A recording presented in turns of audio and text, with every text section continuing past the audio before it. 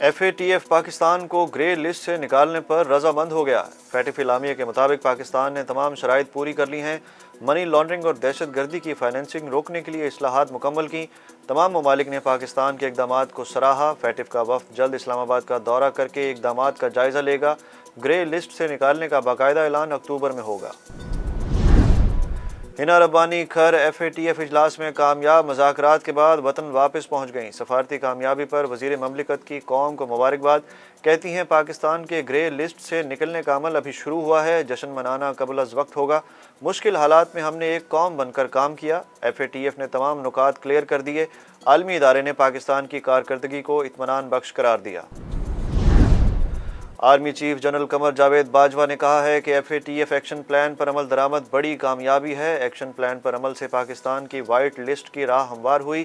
GHQ میں قائم کور cell اور قومی کوششوں سے یہ ممکن ہوا۔ سول اور ملٹری ٹیم نے ایکشن پلان پر مضبوط عمل یقینی بنایا۔ لاہور میں 63 بڑی مارکیٹیں رات 8 بجے بند کرانے کا فیصلہ۔ Siddique centre, city tower Gulberg, metro cash and carry فہرست میں شامل۔ Fortress stadium, liberty market, pace mall Gulberg, park lane کو رات 8 بجے بند کر دیا جائے گا۔ حتمی فیصلہ وزیر اعلیٰ پنجاب کریں گے۔ عالمی مارکیٹ میں خام تیل کی قیمتوں میں نمایاں کمی۔ امریکی خام تیل عالمی منڈی میں $109 فی بیرل پر آ گیا۔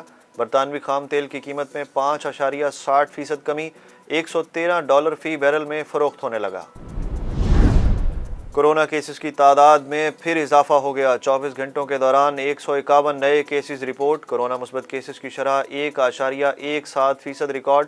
58 مریضوں کی حالت تشویشناک۔ عوامی راج پارٹی کے چیئرمین جمشید دستی دلہا بن گئے۔ مظفر گڑھ سے بارات لے کر پشاور روانہ۔ والدہ کی یاد پر آبدیدہ ہو گئے۔ کہا خوشی کے موقع پر والدہ کی بہت یاد آئی۔ جمشید دستی نے تحریک انصاف میں شمولیت کی خبروں کو بھی مسترد کر دیا۔ پری مونسون کا آغاز۔ کراچی کے مختلف علاقوں میں بوندا باندی۔ اسلام آباد میں آج بھی گرج چمک کے ساتھ بارش کی توقع۔ لاہور، فیصل آباد، میاں والی سمیت پنجاب کے دیگر علاقوں میں بھی بادل برسیں گے۔ کشمیر اور گلگت بلتستان میں بھی گرج چمک کے ساتھ بارش کا امکان۔ بلوچستان میں موسلا دھار بارشوں سے سیلابی صورتحال۔ سوناری کے مقام پر سیلابی ریلے سے پل بہہ گیا۔